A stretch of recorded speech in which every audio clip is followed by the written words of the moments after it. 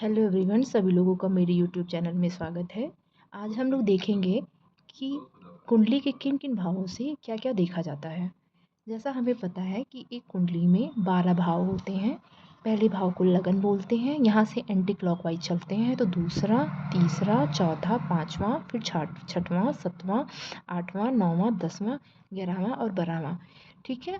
अब जैसे पहला भाव जैसे लग्न बोलते हैं, उससे तन देखा जाता है। मतलब अगर किसी व्यक्ति की कुंडली देखना है तो व्यक्ति कैसा होगा दिखने में, पर्सनालिटी कैसी होगी, ये सब चीज़ें जो है वो हम लोग लग्न से देखते हैं। जो पहला है तन भाव, दूसरा है धन, तीसरा है बल, चौथा सुख, पांचवा प्रेम, छठवां रोग ऋण शत्रु, सातवां से भोग, आठवें से आयु, नौवें से भाग्य, 10वें से कर्म, 11वें से लाभ और 12वें से व्यय देखा जाता है।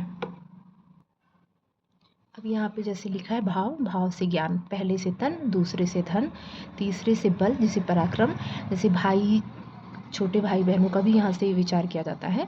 चौथे से सुख और माता का किया जाता है। पाँचवें से सुत या मतलब संतान, प्रेम और उच्च शिक्षा की बात की जाती है। छठवें से रोग ऋण और शत्रु की बात होती है।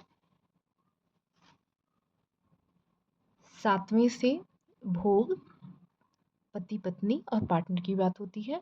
आठवें से आयु, गुप्त ज्ञान, गुप्त धन या कहीं भी जहाँ गुप्त लग जाता है उसकी जानकारी हमें आठवें से होती है।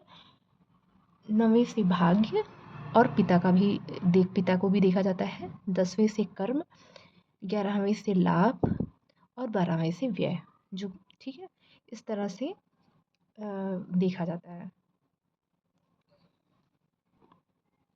अब हम लोग देखेंगे कि भाव के स्थिर कारक, मतलब एक कुंडली के में 12 भाव होते हैं। इसमें कोई भी लग्न हो सकता है। जैसे मतलब लग्न में कोई भी राशि हो सकती है, 1 से 12 कोई भी हो सकती है। ठीक है। ये मेष लग्न की पत्रिका भी हो सकती है, मीन की भी हो सकती है, मिथुन की भी हो सकती है, कर्क की भी हो सकती है, कोई भी हो सकता है। और उसके स्वामी लग्नेश कोई भी हो सकते हैं। जैसे मान लीजिए कि कर्क लग्न की पत्रिका होगी तो जो लग्नेश होंगे वो चंद्रमा होंगे। इसी तरह से अगर सिंह लग्न की पत्रिका होगी तो जो स्वामी होंगे वो सूर्य होंगे।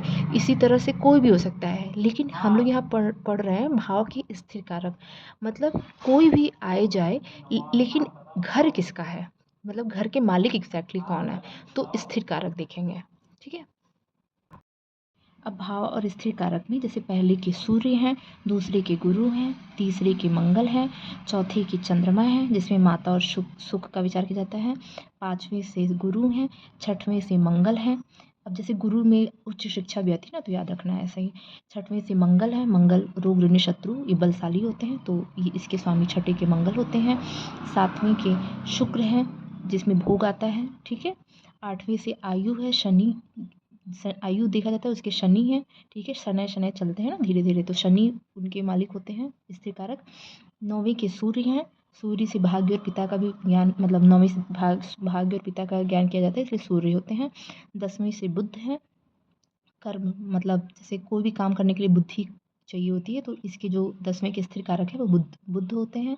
11वें के गुरु हैं और 12वें के शनि हैं।